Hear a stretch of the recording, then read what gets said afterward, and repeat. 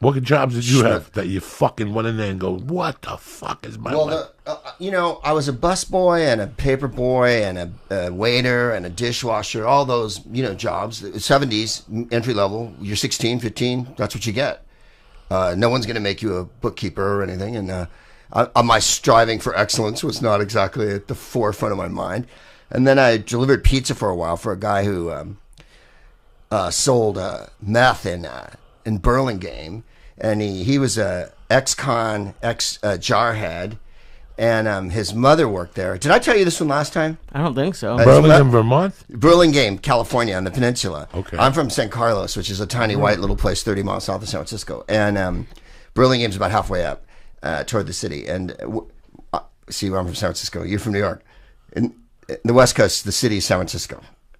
And in New York, people go, "You mean New York?" And I'm like, "No, I mean the city, the other city." Yeah. That's how parochial we are. We think there's one city. And anyways, yeah. So I looked at an ad in a paper. You remember when you looked at the want ads, and it said, "Driver wanted, must have car, W/INS. Apply, Pizza Man, Chicken Delight, Burlingame." And so I went down. And he was there. He had a little goatee, a complexion like his face had been aflame and someone put it out with a bicycle chain, like. Now, how old were you at this time? 18, 19, okay. Like just skating, right? No fucking direction. I'd been an actor. I'd done a little comedy. I did stuff in high school and I was going to junior college, but, I didn't know what, I think at that point I wanted to be a DJ, which was a career in 1979 or whatever. And, so nothing was going on. I had long hair. I had a Mickey Mouse shirt, I remember. Giant Elton John glasses. And so I walk into the place and he goes, you get Proops. What's your name? Proops. Proops. What, you got a car? Yeah. All right, come back at 4. That was it, right? That was the whole interview. It's $1. It's $1 a run. That was a big deal, right? And you get all the tips. So I came back and they had a map on the wall. This is the old days of the whole area where the pizza deliveries took place. And there were pins in it, which I thought was hilarious, like Churchill. It's like the war room, like we're a strategic pizza strike on Millbrae Avenue or whatever.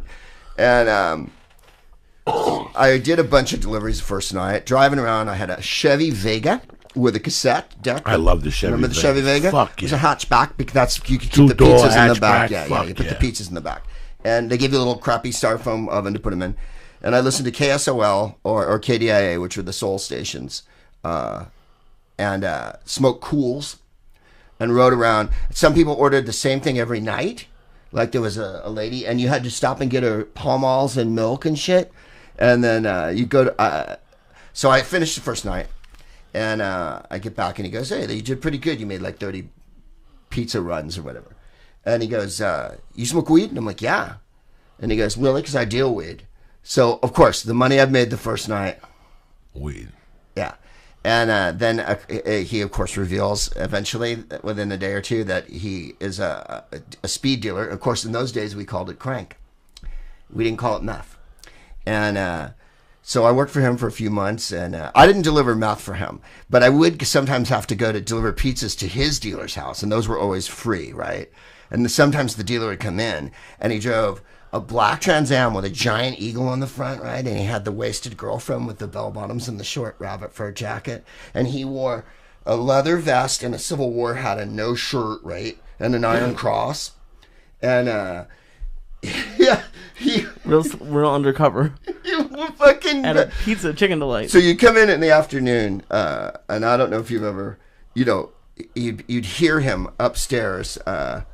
You'd hear... Right? When I'd walk in, ding, ding, the door, and he'd go, "Proops!" Right? Because you could hear the door open. Fold some fucking boxes. That was the worst job, right? When you were doing nothing, when you were waiting to make a delivery, you had to fold pizza boxes. And then finally, the delivery started about, 4:35. But you got to get there at 4 in case somebody ordered a fucking pizza at 4. So at the end of the night, there was these two little kids who put the... Is this getting long and boring? No. This is what I want. These two little kids. I want this shit. This is a job when you're a teenager, right? Like, people said to me, you're thrown into the world and expected to, like, be an adult. I had a car. I had to pay insurance. I was living at home. My dad said, get the fuck out and get a job. So I took the first fucking thing that I saw and the first thing I got. So anyway, these two little kids would come in, and they're about 8 and 10. And they would ride up in their Stingrays and chuck them in the alley. And they'd come in and they'd put the chicken in milk, and they'd have to bread it and everything. Lonnie cut it, right? Like there was a bandsaw that cut chicken. Chicken came in a giant crate like a Chinese restaurant, right? With the chickens on ice. And then and he would slice them with this saw, which was murder, right? And he was janked on speed all the time. So his mood varied between Hitler and like Satan on a bad weekend. Like, you know, he was very rarely jovial. He was grumpy. And they would bread the chicken, and he paid them in weed. They were little kids, right? They took weed for their pay. So after hours, we'd go in the back room, the chicken room. And I've described it before as it was so much like a horror show that it should have been in black and white, right? Like there's chickens in a thing, and there's a garbage can full of chickens and, you know, old pizzas. And there was 2 records he owned. Rod Stewart's Night on the Town and James Brown's Greatest Hits on some obscure, you know, bootleg. And we would put those on, and then we'd all smoke weed and dance around. His sister worked there, his mother, his sister's jacked up boyfriend, the 2 little kids. And I'm still freaked out about the 2 8 and 10-year-old who were butchering the, what were they? They were butchering the chickens. Yeah, they didn't have to run the saw, mind you. They just had to put it in the milk and let it soak, and then put it in the breading, and then take it out and put it in the fridge. And that was their job. And I don't know that they received money or that they convinced their parents. Maybe they were bringing home $10 or whatever, but they were definitely getting bags of weed. So they were the coolest kids, I'm sure, at their high school or, you know, grade school. Yeah, in their 5th grade class. And right, in 5th grade in Burlingame. And we would dance to James Brown and shit.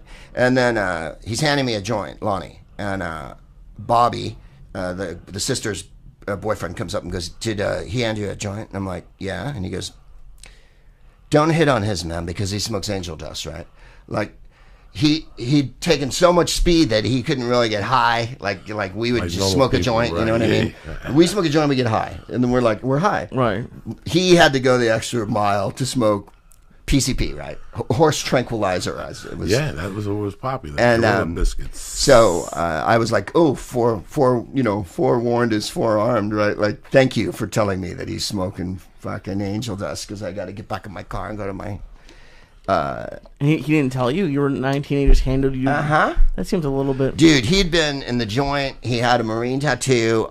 He had other crudely etched tattoos that I assume were done by gentlemen he knew inside. And he was, you know, the real. And his father sometimes was there. His mother sat in a wheelchair, and she rolled up and down the counter. And there was the spike, right? Remember those? You'd write that order out, and you put a chunk on a spike, right? And they were the most dangerous thing in the world. Oh my God, they're a weapon. It was literally a fucking point. Yes, it was. They still have them. Yeah. I'm surprised no one ever puts their hand through.